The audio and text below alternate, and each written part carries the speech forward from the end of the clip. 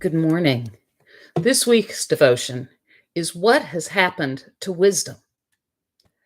This coming Sunday is Trinity Sunday, so I expected all of the scriptures in some way to point to the triune nature of God. Then I see one of the scriptures is from Proverbs. If I'm honest, it's not my favorite book in the Bible. It feels very disjointed to me. One verse rarely has anything to do with the next. It's like reading a bunch of fortune cookie fortunes all in a row. They're all true, but it seems a bit too higgledy-piggledy for me. In fact, it kind of reminds me of the magic Yoda I had as a child. It was basically the magic 8-ball toy, but in Yoda's body. And it gave its answers Yoda style, like, improbable it is. But the whole reason that I use the lectionary is because it won't let you ignore one book or one passage just because it isn't your cup of tea. So I read Proverbs 8, verses 1 through 4. I still have no idea what it has to do with the Trinity, but boy, is it relevant for our society today. Listen to Proverbs 8, 1 through 4. Does not wisdom call and understanding raise her voice? On the heights, beside the way, at the crossroads she takes her stand. Besides the gates, you, O people, I call, and my cry is to all who live. Of wisdom today. People spout their without regards to what it's doing to their neighbors. Rant and rave and argue, often without even checking if the story is true. Hate and even desire to hurt those who disagree with you seems to be the order of the day. I think one part of wisdom is stopping to think before speaking or posting or sharing on social media. First, I think you need to stop and consider, is this actually true? And second, think about what the effects of those words are going to have on others. For instance, in your head, you may think, wow, that is an ugly dress.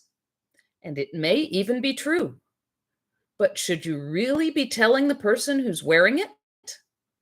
What would the effect of those words be? It could hurt their feelings or make them upset or even make them angry. The wise thing to do, whether it's true or not, would be to say nothing.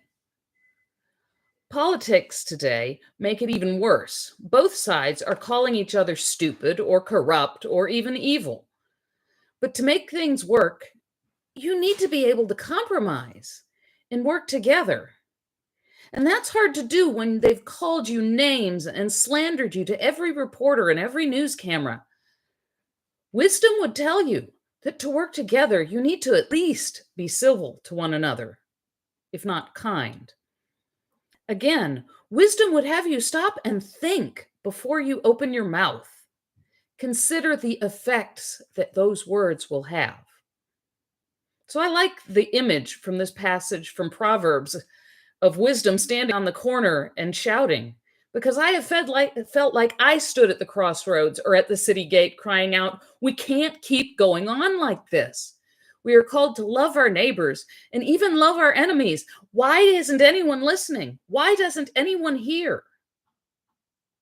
But God's wisdom will win in the end, whether humanity learns to be wise or not. I think I've quoted this Michael Nesmith song before, but I think it fits here well. So I'm going to end with the last verse and the chorus of Wisdom Has Its Way by Michael Nesmith. The echoes of the anguished are enraging to intellects who stare at baseless woe, while answers are successfully evaded, the foolishness of those who think they know. But wisdom has its way, and patience has her perfect work, and you will see the day when they both smile. Wisdom has its way, and patience has her perfect work, and they will see the day when they all smile. Have a blessed week.